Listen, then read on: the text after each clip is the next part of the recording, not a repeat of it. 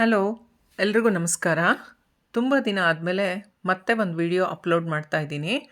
ನಾವು ಸಾಮಾನ್ಯವಾಗಿ ಹಬ್ಬದಲ್ಲೆಲ್ಲ ವೀಳ್ಯದೆಲೆ ತೊಗೊಂಬಂದು ತುಂಬ ಉಳಿದ್ಬಿಟ್ಟಿರುತ್ತೆ.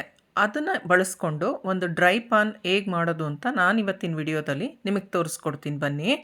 ಅದಕ್ಕೆ ಬೇಕಾಗಿರೋದು ವೀಳ್ಯದೆಲೆ, ಅಡಿಕೆ, ಸುಣ್ಣ ಆದಷ್ಟು ಮನೇಲಿ ಮಾಡಿರೋದಾದರೆ ಒಳ್ಳೆಯದು, ಸೋಂಫ್ ಕಾಳು ಬೇಕು, ಸ್ವಲ್ಪ ಏಲಕ್ಕಿ ಹಾಗೂ ಲವಂಗ ತೊಗೊಂಡಿದ್ದೀನಿ, ಸಕ್ಕರೆ ಸ್ವಲ್ಪ ಕಲ್ಲಂಗಡಿ ಬೀಜ ತೊಗೊಂಡಿದ್ದೀನಿ. ಇದು ಎಲ್ಲ ಕಡೆ ಪ್ರಾವಿಷನ್ ಸ್ಟೋರಲ್ಲಿ ಸಿಗುತ್ತೆ. ಮತ್ತು ಇದು ಶುಗರ್ ಬಾಲ್ಸ್, ಕಲರ್ ಬಾಲ್ಸು, ಇದು ಕೂಡ ನಿಮಗಲ್ಲ ಅಂಗಡಿಯಲ್ಲೇ ಸಿಗತ್ತೆ.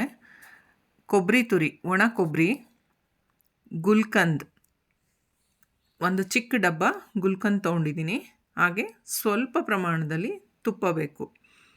ನಾನಿಲ್ಲಿ ಮೊದಲಿಗೆ ವೀಳ್ಯದೆಲೆ ಎಲ್ಲ ನೀಟಾಗಿ ತೊಳೆದ್ಬಿಟ್ಟು ಬಟ್ಟೆಲಿ ಚೆನ್ನಾಗಿ ಒರೆಸ್ಬೇಕು. ಹಸಿ ಇರಬಾರ್ದು, ಅದು ಅಂದರೆ ನೀರಿನ ಅಂಶ ಇರಬಾರ್ದು.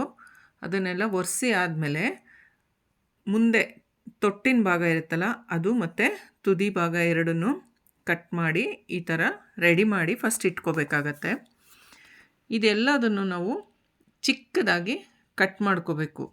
ನೀವು ಆದರೆ ಕತ್ರಿಲಿ ಕೂಡ ಮಾಡ್ಕೋಬೋದು, ಇಲ್ಲ ಅಂದರೆ ಚಾಕುವಲ್ಲಿ ಮಾಡ್ತೀನಿ ಅಂತಂದರೆ ಆಗಬೇಕಾದ್ರೂ ಕಟ್ ಮಾಡ್ಕೋಬೋದು.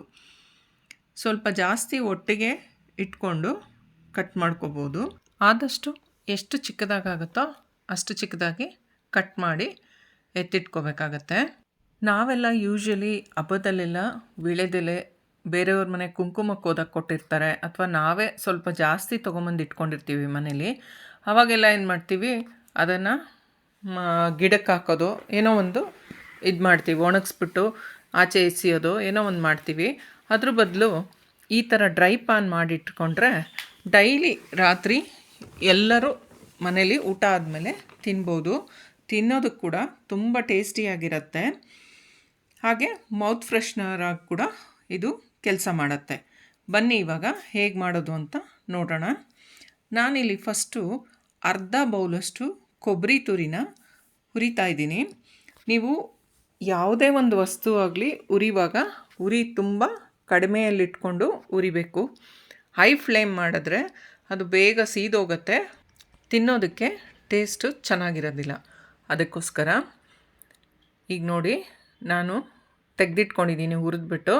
ಈಗ ನೆಕ್ಸ್ಟು ವಾಟರ್ ಮೆಲನ್ ಸೀಡ್ಸ್, ಇದನ್ನು ಕೂಡ ನೀವು ಸೂಪರ್ ಮಾರ್ಕೆಟಲ್ಲೆಲ್ಲ ಎಲ್ಲ ಕಡೆ ಸಿಗತ್ತೆ ಇವಾಗ. ಅದನ್ನು ಕೂಡ ಬಳಸ್ತಾ ಇದ್ದೀನಿ. ಅದು ಒಂದು 2-3 ಚಮಚದಷ್ಟು. ಅದು ಕೂಡ ಲೋ ಫ್ಲೇಮಲ್ಲೇ ಹುರಿಬೇಕು. ಎಲ್ಲ ಹುರಿದ್ಬಿಟ್ಟು ಒಂದು ಸೈಡಲ್ಲಿ ತೆಗೆದಿಟ್ಕೊಂಡು ಲಾಸ್ಟಲ್ಲಿ ಮಿಕ್ಸಿಂಗ್ ಹೇಗೆ ಮಾಡೋದು ಅಂತ ನಾನು ತೋರಿಸ್ಕೊಡ್ತೀನಿ. ಇವಾಗ ವಾಟರ್ ಮೆಲನ್ ಸೀಡ್ಸ್ ಆಯಿತು. ನೆಕ್ಸ್ಟು ನಾನಿಲ್ಲಿ ಸೋಂಫು ತೊಗೊತಿದ್ದೀನಿ.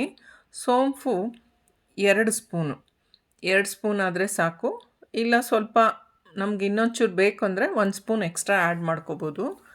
ಇದು ಕೂಡ ಅಷ್ಟೇ ಚೆನ್ನಾಗಿ ಹುರ್ಕೋಬೇಕು. ಇಲ್ಲಿ ಎಲ್ಲ ಪದಾರ್ಥಗಳನ್ನ ನಾನು ಹುರಿತಾ ಇದ್ದೀನಿ.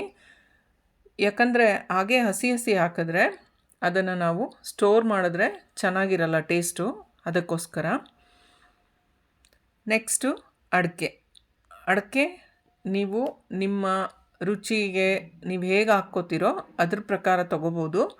ನಾನಿಲ್ಲಿ ತೊಗೊಂಡಿರೋ ಅಷ್ಟು ವೀಳ್ಯದೆಲೆಗೆ 4 ಸ್ಪೂನಷ್ಟು ಅಡಿಕೆ ತೊಗೊಂಡಿದ್ದೀನಿ. ಅದಕ್ಕೆ 1/4 ಚಮಚದಷ್ಟು ತುಪ್ಪ ಹಾಕಿ ಹುರಿದ್ರೆ ಅದ್ರ ಫ್ಲೇವರ್ ಚೆನ್ನಾಗಿರುತ್ತೆ ಅಂತ ನಾನಿಲ್ಲಿ ತುಪ್ಪ ಸೇರಿಸ್ತಾ ಇದ್ದೀನಿ.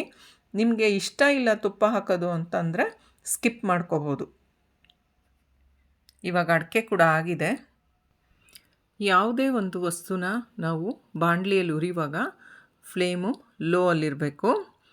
ನೆಕ್ಸ್ಟು ನಾನು ಇವಾಗ ಕಟ್ ಮಾಡಿ ಎತ್ತಿಟ್ಕೊಂಡಿರೋ ಅಂಥ ವೀಳ್ಯದೆಲೆನ ಹಾಕಿ ಹುರಿತಾ ಇದ್ದೀನಿ. ನೋಡಿ, ಇವಾಗ ಅದು ಒಂದೇ ಸ್ಪೂನಲ್ಲಿ ನಿಮ್ಗೆ ಕೈ ಆಡಿಸೋದಕ್ಕಾಗಲ್ಲ. ಈ ಥರ 2 ಸ್ಪೂನ್ ಇಟ್ಕೊಂಡು ಮೇಲೆ ಕೆಳಗೆ ಮಾಡಿದ್ರೆ ಅದು ನೀಟಾಗಿ ಎಲ್ಲ ಕಡೆ ರೋಸ್ಟ್ ಆಗುತ್ತೆ. ನೀವು ಬೇಕಂದರೆ ನೆರಳಲ್ಲಿ ಒಣಗಿಸ್ಬಿಟ್ಟು ಅದರದ್ದು ಪೌಡ್ರ್ ಥರ ಮಾಡಿ ಕೂಡ ಹಾಕ್ಬೋದು, ಬಟ್ ಅದು ತುಂಬ ಡಸ್ಟ್ ಥರ ಆಗಿಬಿಡುತ್ತೆ, ತಿನ್ನೋದಕ್ಕೆ ಚೆನ್ನಾಗಿರಲ್ಲ. ಇದು ಬೆಸ್ಟ್ ಮೆಥಡ್ ಅಂತ ನಾನು ಅಂದ್ಕೊಂಡಿರೋದು. ಸೊ ಟೇಸ್ಟ್ ವೈಸ್ ಮಾತ್ರ ತುಂಬ ಚೆನ್ನಾಗಿರುತ್ತೆ. ಒಂದು ಸಲ ನಿಮ್ಮ ಮನೇಲಿ ವೀಳ್ಯದೆಲೆ ಉಳಿದಾಗ ಈ ಥರ ಟ್ರೈ ಮಾಡಿ ನೋಡಿ, ನನಗೆ ಕಮೆಂಟ್ ಸೆಕ್ಷನಲ್ಲಿ ಕಮೆಂಟ್ ಮಾಡಿ.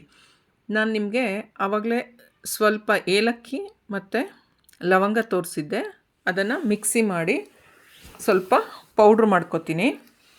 ಏಲಕ್ಕಿ ಒಂದು 5ರಿಂದ 6 ಹಾಕ್ಬೋದು, ಲವಂಗ ಕೂಡ ಒಂದು 8ರಿಂದ 10 ಲವಂಗ ಹಾಕಿದ್ದೀನಿ.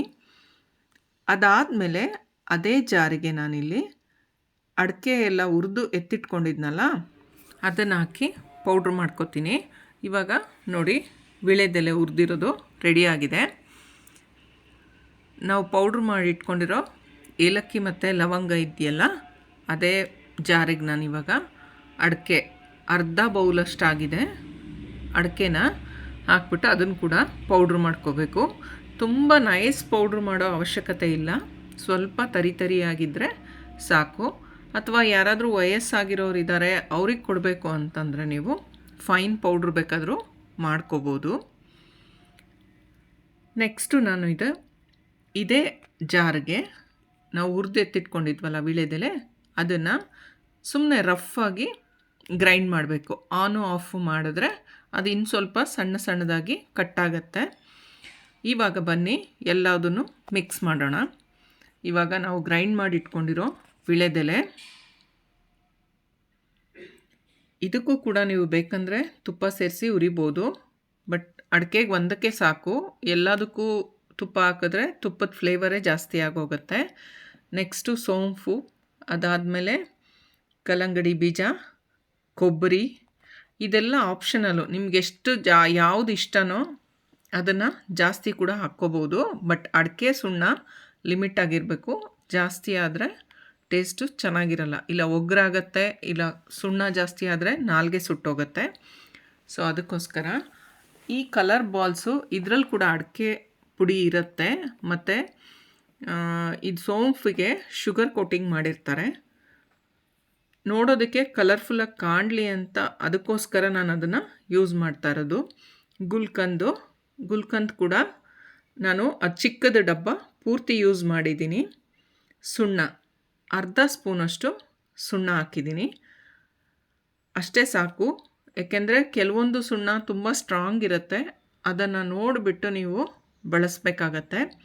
ಅಂಗಡಿ ಸುಣ್ಣ ನಾನು ತೊಗೊಂಡಿರೋದು, ಹಾಗಾಗಿ ಅದನ್ನು ಅರ್ಧ ಚಮಚದಷ್ಟು ತಿಂಡಿ ತಿನ್ನೋ ಸ್ಪೂನಲ್ಲಿ ಅರ್ಧ ಸ್ಪೂನ್ ಹಾಕಿದ್ದೀನಿ. ಇವಾಗ ಗುಲ್ಕನ್ ಆಗಿರ್ಬೋದು, ಆಮೇಲೆ ಆ ಶುಗರ್ ಬಾಲ್ಸ್ ತೊಗೊಂಡಿದ್ನಲ್ಲ ಅದು, ಮತ್ತು ಸಕ್ಕರೆ. ಏಕೆಂದರೆ ಈ ಎಲ್ಲದರಲ್ಲೂ ಸಕ್ಕರೆ ಅಂಶ ಇರೋದ್ರಿಂದ ನಾವು ನೋಡಿ ನಮ್ಮ ಟೇಸ್ಟಿಗೆ ಎಷ್ಟು ಬೇಕೋ ಅಷ್ಟನ್ನು ನಾವು ಆ್ಯಡ್ ಮಾಡ್ಕೋಬೇಕು. ಏಕೆಂದರೆ ಕೆಲವ್ರಿಗೆ ಸ್ವೀಟ್ ಜಾಸ್ತಿ ಇಷ್ಟ ಆಗುತ್ತೆ, ಕೆಲವರು ಸ್ವೀಟ್ ಇಷ್ಟಪಡಲ್ಲ, ಅಂಥವರು ಲಿಮಿಟಾಗಿ ಹಾಕ್ಕೊಂಡ್ರೆ ಸಾಕು. ನಾನಿಲ್ಲಿ ಆ ಶುಗರ್ ಬಾಲ್ಸ್ ಏನಿದೆ, ಕಲರ್ ಬಾಲ್ಸು, ಅದನ್ನು ಒಂದು 3ರಿಂದ 4 ಸ್ಪೂನು ಯೂಸ್ ಮಾಡಿದ್ದೀನಿ. ಹಾಗೆ 2 ಸ್ಪೂನಷ್ಟು ಸಕ್ಕರೆ, ಚಿಕ್ಕದು ಡಬ್ಬ 100 ಗ್ರಾಮ್ ಅಷ್ಟು ಗುಲ್ಕಂದು, ಎಲ್ಲದನ್ನು ಪೂರ್ತಿ ಹಾಕಬೇಕು. ಅದನ್ನು ಹಾಕಿ ಚೆನ್ನಾಗಿ ಮಿಕ್ಸ್ ಮಾಡಿದ್ರೆ ನಿಮಗೆ ಡ್ರೈ ಪಾನ್ ರೆಡಿ ಆಗತ್ತೆ. ಇದನ್ನು ನೀವು ಒಂದು ಗ್ಲಾಸ್ ಜಾರಲ್ಲಿ ಸ್ಟೋರ್ ಮಾಡಿಬಿಟ್ಟು ರೆಫ್ರಿಜರೇಟ್ರಲ್ಲಿ ಇಟ್ಕೊಂಡ್ರೆ ತಿಂಗಳಾನ್ಗಟ್ಲೆ ಇಟ್ಕೋಬೋದು. ಲಾಸ್ಟಲ್ಲಿ ನಾನು ಇದಕ್ಕೆ ಟೂಟಿ ಫ್ರೂಟಿನ ಮಿಕ್ಸ್ ಮಾಡ್ತಾಯಿದ್ದೀನಿ. ಇದು ಕೂಡ ಅಷ್ಟೇ ಅರ್ಧ ಬಟ್ಲು. ನಿಮ್ಗೆ ಯಾವ ಕಲರ್ ಬೇಕಾದರೂ ಹಾಕ್ಕೋಬೋದು, ತುಂಬ ಕಲರಲ್ಲಿ ಬರುತ್ತೆ ಇದು, ಗ್ರೀನು, ರೆಡ್ಡು, ಯೆಲ್ಲೋ, ಆ ಥರ ಎಲ್ಲದೂ ಅಷ್ಟೇ. ನಿಮಗೆ ಯಾವ ಕ್ವಾಂಟಿಟಿಲಿ ಬೇಕೋ ಆ ಥರ ಹಾಕ್ಕೋಬೇಕಾಗತ್ತೆ. ನಾನಿಲ್ಲಿ ಒಂದು ಚಿಕ್ಕ ಜಾರಿಗೆ ಹಾಕ್ಬಿಟ್ಟು ತೋರಿಸ್ತಾ ಇದ್ದೀನಿ. ಈ ಥರ ಏರ್ ಟೈಟ್ ಜಾರಿಗೆ ಅದನ್ನು ಹಾಕ್ಬಿಟ್ಟು ನೀವು ಫ್ರಿಡ್ಜಲ್ಲಿ ಎತ್ತಿಟ್ಕೊಂಡ್ರೆ ಪ್ರತಿದಿನ ರಾತ್ರಿ ಊಟ ಆದಮೇಲೆ ಒಂದೊಂದು ಸ್ಪೂನು ತಿನ್ಬೋದು. ಟೇಸ್ಟ್ ವೈಸ್ ಮಾತ್ರ ತುಂಬ ಚೆನ್ನಾಗಿರುತ್ತೆ. ಒಂದು ಸಲ ನೀವು ಮನೇಲಿ ಟ್ರೈ ಮಾಡಿ ನನಗೆ ಕಮೆಂಟ್ ಮಾಡಿ ಹೇಗೆ ಬಂತು, ನೀವು ಟ್ರೈ ಮಾಡಿದ್ದು ಹೇಗೆ ಬಂತು ಅಂತ ಹೇಳಿ. ಈಗ ನೋಡ್ಬೋದು, ಮತ್ತು ನಾನು ಉಳಿದಿದ್ದನ್ನು ಪ್ಲೇಟಲ್ಲಿ ಹಾಕ್ತಾಯಿದ್ದೀನಿ. ಯಾಕಂದರೆ ನಾನು ತೊಗೊಂಡಿರೋದಿಲ್ಲಿ ಅರ್ಧ ಕಟ್ಟಷ್ಟು ವೀಳ್ಯದೆಲೆ ಇತ್ತು. ಸೊ ಜಾಸ್ತಿ ಇದ್ದಿದ್ದರಿಂದ ನಾನು ನಿಮಗೆ ತೋರಿಸೋದಕ್ಕೋಸ್ಕರ ಈ ಥರ ಬೇರೆ ಬೇರೆ ಹಾಕ್ಬಿಟ್ಟು ತೋರಿಸ್ತಾ ಇದ್ದೀನಿ. ಒಂದು ದೊಡ್ಡದು ಸ್ಟೀಲ್ದಾದರೂ ಪರವಾಗಿಲ್ಲ, ಒಟ್ಟು ಏರ್ ಟೈಟ್ ಆಗಿರಬೇಕದು ಅಷ್ಟೇ. ಅದಕ್ಕೆ ಹಾಕ್ಬಿಟ್ಟು ನೀವು ರೆಫ್ರಿಜಿರೇಟ್ರಲ್ಲಿ ಇಟ್ಕೊಂಡ್ರೆ ಪ್ರತಿದಿನ ಊಟ ಆದಮೇಲೆ ತಿನ್ಬೋದು. ಟೇಸ್ಟು ತುಂಬ ಚೆನ್ನಾಗಿರುತ್ತೆ. ಟ್ರೈ ಮಾಡಿ ನೋಡಿ. ಇದುವರೆಗೂ ನನ್ನ ಚಾನಲ್ನ ನೀವೆಲ್ಲರೂ ನೋಡಿದ್ದಕ್ಕೆ ನಿಮ್ಮೆಲ್ರಿಗೂ ತುಂಬ ಥ್ಯಾಂಕ್ಸ್ ಹೇಳ್ತೀನಿ. ಯಾರೆಲ್ಲ ನನ್ನ ಚಾನಲ್ನ ಇದುವರೆಗೂ ಸಬ್ಸ್ಕ್ರೈಬ್ ಮಾಡ್ಕೊಂಡಿಲ್ವೋ ಪ್ಲೀಸ್ ನನ್ನ ಚಾನಲ್ನ ಸಬ್ಸ್ಕ್ರೈಬ್ ಮಾಡ್ಕೊಳ್ಳಿ. ಹಾಗೆ ನಿಮ್ಮ ಫ್ರೆಂಡ್ಸ್ ಮತ್ತು ಫ್ಯಾಮಿಲಿ ಜೊತೆ ಶೇರ್ ಮಾಡಿ ಅಂತ ನಾನಿಲ್ಲಿ ನಿಮ್ಮನ್ನು ಕೇಳ್ಕೊತೀನಿ. Thank you.